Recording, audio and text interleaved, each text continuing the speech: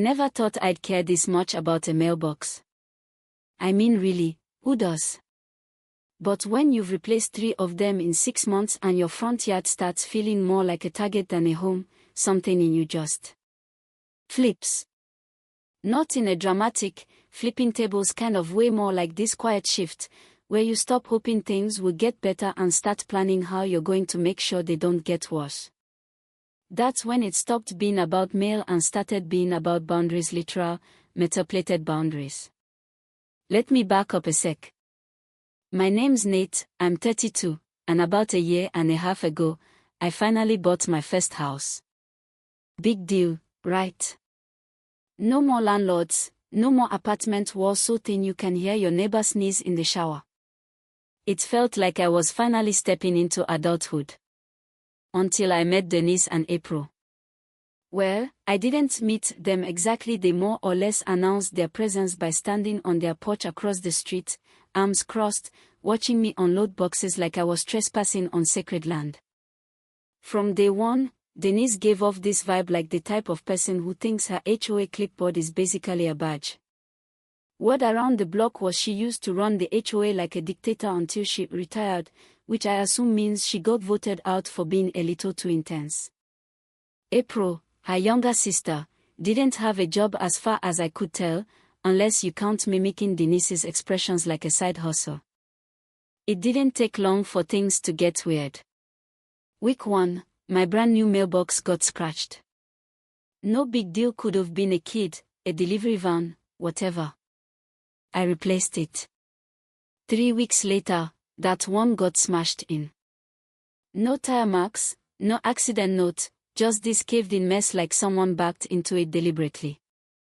I upgraded to a tougher one. $65 this time. And wouldn't you know it, as I was installing it, I caught April staring at it for way too long, and Denise gave me one of those smiles that isn't really a smile. Something about the way they watched me made my skin crawl.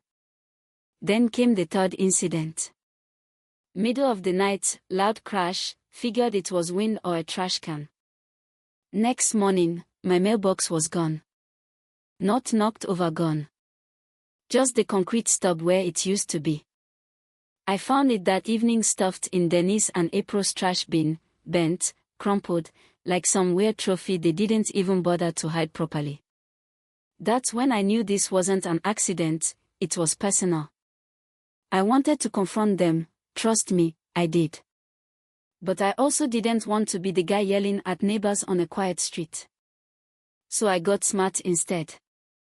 I did some digging, found these high-end security mailboxes, cameras inside, motion sensors, GPS tracking, alerts that go straight to your phone, even automatic reports to the police. The kicker. Legally, they are classified as security devices. Which means if someone damages one, it's not just vandalism, it's destruction of surveillance equipment. A felony. I dropped $1,200 on that mailbox and didn't even blink. Not because I like spending money on stainless steel gadgets, but because I wanted a line in the sand.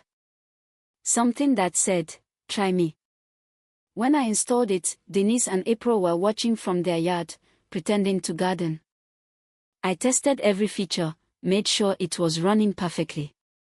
And yeah, I may have left the receipt where it was just barely visible in my trash can. Not subtle, but effective. A few days later, April fished it out. I saw her take it over to Denise like they'd uncovered some secret weapon. They knew how much it cost, that's all I needed. The trap was set. Saturday morning, I was at the coffee shop when my phone lit up.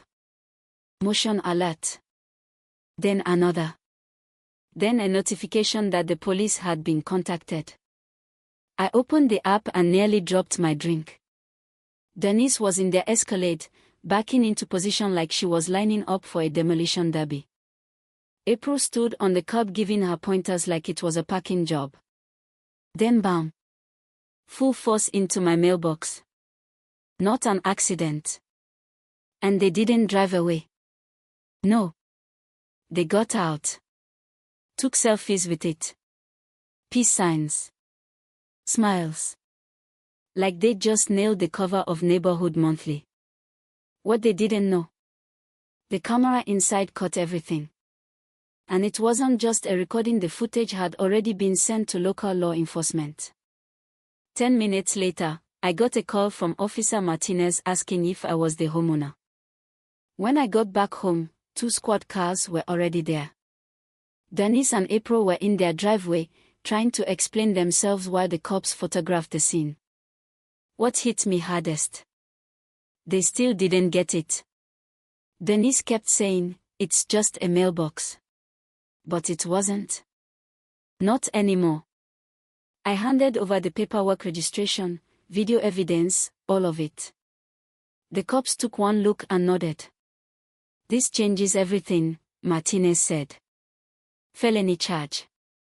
Maximum $5,000 fine. Possible jail time." And yeah, they got charged. In court, Denise still tried to argue.